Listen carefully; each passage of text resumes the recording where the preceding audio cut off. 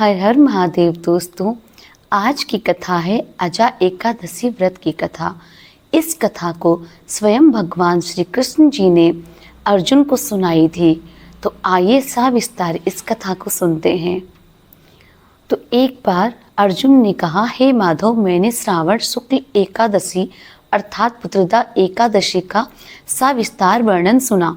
अब आप कृपा करके मुझे भाद्रपद माह के कृष्ण पक्ष की एकादशी के विषय में भी बतलाइए।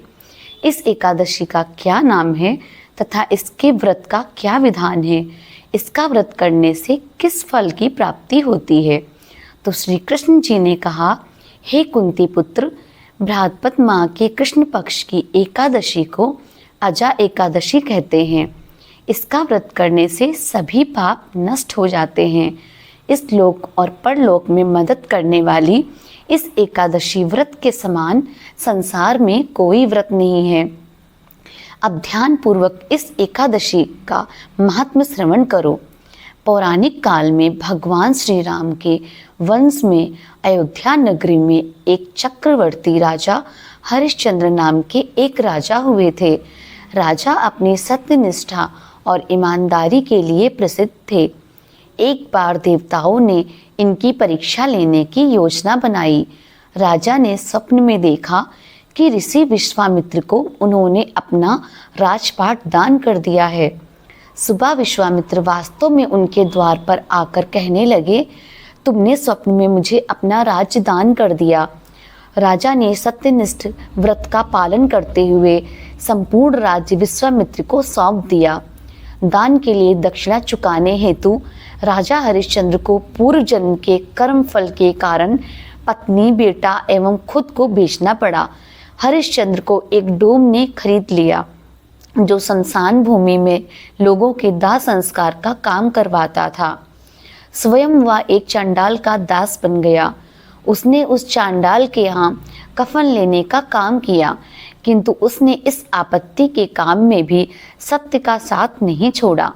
जब इसी प्रकार उसे कई वर्ष बीत गए तो उसे अपने इस नीच कर्म का बड़ा दुख हुआ और वह इससे मुक्त होने का उपाय खोजने लगा। वह सदैव इसी चिंता में रहने लगा कि मैं क्या करूं, किस प्रकार इस नीच कर्म से मुक्ति पाऊं। एक बार की बात है, वह इसी चिंता में बैठा था कि गौतम ऋषि उसके पास पहुंचे। हरिश्चंद्र ने उन्हें प्रणाम किया और अपनी दुख भरी कथा सुनाने लगे।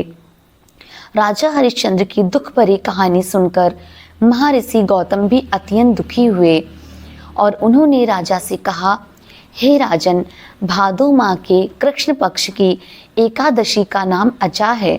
तुम उस एकादशी का विधान पूर्वक व्रत करो तथा रात्रि को जागरण करो। इससे तुम्हारे सभी पाप नष्ट हो जाएंगे। महर्षि गौतम इतना कहकर आलोप हो गए। अजा नाम की एकादशी आने पर राजा हरिश्चंद्र ने महर्षि के कहे अनुसार विधान पूर्वक उपवास तथा रात्रि जागरण किया। इस व्रत के प्रभाव से राजा के सभी पाप नष्ट हो गए और उस समय स्वर्ग में नगाड़े बजने लगे तथा पुष्पों की वर्षा होने लगी। उन्होंने अपने सामने ब्रह्मा, विष्णु, महेश तथा देवेंद्र आदि देवताओं को खड़ा पाया। उन्होंने अपने मृतक पुत्र को जीवित तथा अपनी पत्नी को राजसी वस्त्र तथा आभूषणों से परिपूर्ण देखा। व्रत के प्रभाव से राजा को पुनः अपने राज्य की प्राप्ति हुई। वास्तव में एक ऋषि ने राजा की परीक्षा के लिए यह सब कौतुक किया था, परंतु आज एकादशी के व्रत के प्रभाव से ऋषि द्वारा रची गई सारी माया समाप्त हो गई और अंत समय में हरिश्चंद्र अपने परिवार सहित स्वर्गलोक को चले गए। हे राजन, यह सब अजा एकादशी के व्रत का प्रभाव था। अर्थात जो मनुष्य इस उपवास को विधान पूर्वक करते हैं तथा रात्रि जागरण करते हैं, उनके सभी पाप नष्ट हो जाते हैं और अंत में वे स्वर्ग को प्राप्त करते हैं। इस एकादशी व्रत की कथा के श्रवण मात्र से ही अश्वमेध यज्ञ के फल की प्राप्ति हो जाती है। तो इसी के साथ ये कथा यहीं समाप्त होती है। अगर आपको पसंद आई हो तो प्लीज़ लाइक कीजिए और भी अच्छी अच्छी कथा सुनने के लिए मेरे चैनल को सब्सक्राइब कीजिए। तब तक के लिए हर हर महादेव।